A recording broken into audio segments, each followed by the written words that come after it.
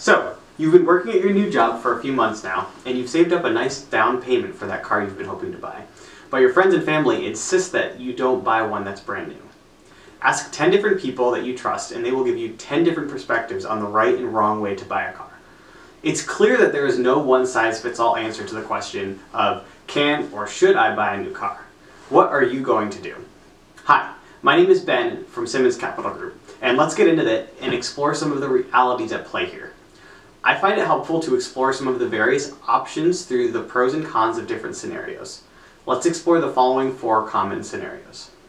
Firstly, you could buy a brand new car from your local dealership, or you could lease a brand new car from your local dealership. You could buy a lightly used car, or finally you could buy a quote-unquote junk car to continue saving until you become a millionaire. There are benefits and drawbacks to each option. Let's walk through them together. Option 1. You could buy a brand new car. The benefits to this option are that a new car should need little to no maintenance for a good long while. It's also just really fun to buy a new car. Alright, but there's also drawbacks to buying a brand new car. Firstly, there's a huge cost. This option usually has the highest upfront cost of all options we're discussing. A brand new car can be $5,000, $10,000, or even more expensive than a lightly used equivalent car. As soon as you drive that new car off the lot, it is already worth a good bit less than it was the minute you bought it. Alright, option 2. You could lease a new car. The benefits to this are there is generally a lower upfront cost. It generally includes a maintenance plan, if you do it through the dealer. And leasing allows you to start using a car that is more expensive than one you would generally be able to afford upfront. Now there are also drawbacks to leasing a car.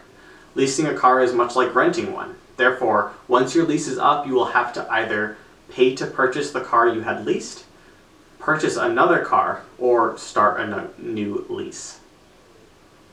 Conversely, related to how fun it can be to own a new car, it can often feel less exciting to lease a car that you don't actually own yourself.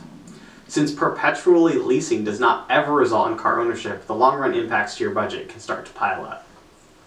Option 3. You could buy a lightly used car, maybe 25 to 60,000 miles on it. Benefits to this is it's generally cheaper than a new car. As mentioned earlier, you can buy a relatively new car with less than 50,000 miles on it and immediately save several $1,000s, which can be a meaningful portion of the overall cost of the vehicle. Lightly used vehicles usually still need minimal maintenance. If you go with a reliable car sales company, you could get quite a few miles out of your new car before having to deal with any big maintenance issues. A dealer should clean and present the car in top condition, hopefully providing a similar brand new feeling when you drive it off the lot. Alright. There are also drawbacks to leasing a car. Upfront costs can still be pretty high while still being less than a brand new car.